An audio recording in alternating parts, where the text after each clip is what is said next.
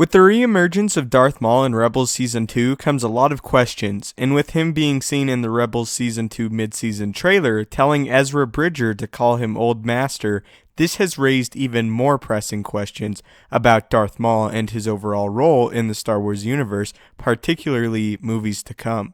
So for what purpose has Maul returned, and what impact will his return have over the course of the films, including the new trilogy? Well, it is my belief that Maul will be playing a key role in a sinister organization that is on the edge of being formed as of Star Wars Rebels Season 2, the Knights of Ren.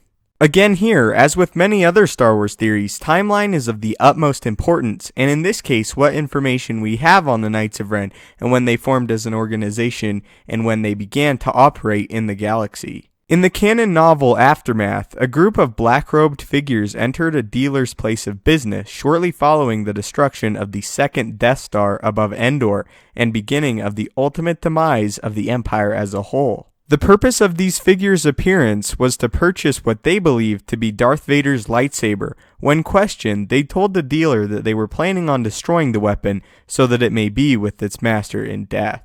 This motivation shows us that these robed figures seem to have some respect and admiration for Vader, a feeling of admiration the Knights share as well. It is possible that these dark-robed figures were some of the first Knights, and this would indicate that they were around and active at least 30 years before the events of The Force Awakens, and possibly even long before then. As we know, Rebels takes place approximately 5 years before A New Hope, as of Season 1, meaning these two events are much closer to each other in the timeline than some may perceive. After the Clone Wars, and after the death of not only Maul's brother Savage Opress, but the death of Mother Talzin as well, left Maul broken yet again, similarly to the first defeat he suffered at the hands of Obi-Wan Kenobi on Naboo. We know Maul's Mandalorian followers were able to save him from the Separatists and Dooku, but that was the extent of our knowledge concerning Maul, up until the reappearance of him in Rebels Season 2.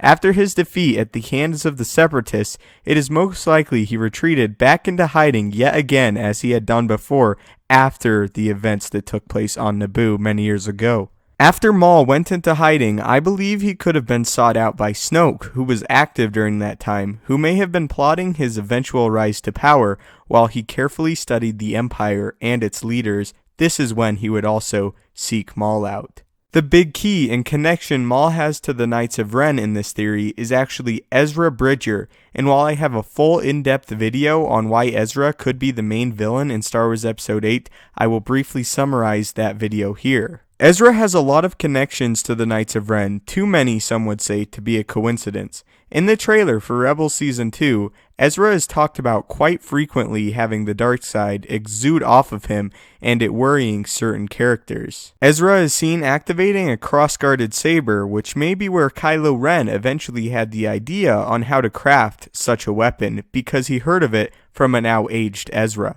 Kylo is also the only confirmed member of the Knights of Ren that we know about, so this connection could be very important. Ezra is also seen in possession of a Sith holocron in the trailer and overall seems on edge, but the nail in the coffin for this is in the trailer when Ezra is seen kneeling before Darth Maul, who tells him to call him Old Master. Another little interesting connection surrounding Ezra and the Knights of Ren is that Ezra shares a great bond with his fellow Ghost crew member and friend Sabine, who we recently found out was from Clan Ren of House Vizsla in The Mandalorians. This is what I propose. What if Maul, under the guise and control of a new master in Snoke, who found him after the events of the Clone Wars, instructs him to seek out and train Ezra in the dark side of the Force?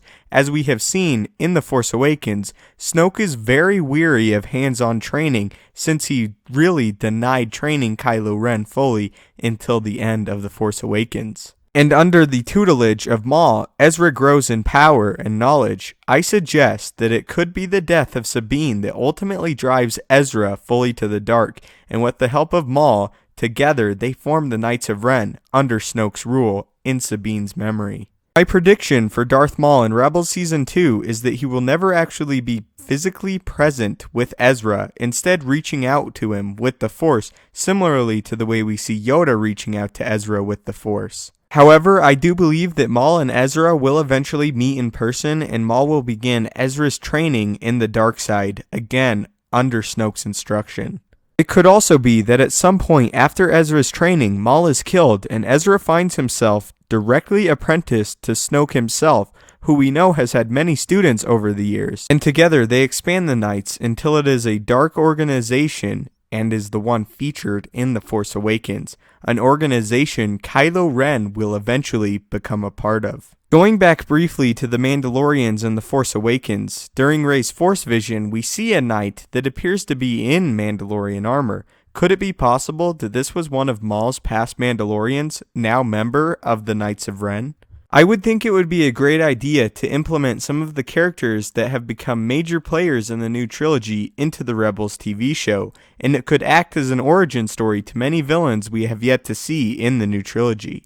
The basis of this theory is that Ezra seems to have far too many connections to the Knights for it just to be a coincidence, and to see him possibly learning under Maul could be with the help of Snoke, where the organization is forged in the dark side of the Force. This video primarily focused on Maul's contributions to the Knights of Ren, and how he could be one of, if not the first Knight of Ren. And with the combined strength of Maul, Snoke, and a dark side Ezra, they formed this new organization with the dark side of the Force that has now come back to plague the galaxy in the new trilogy.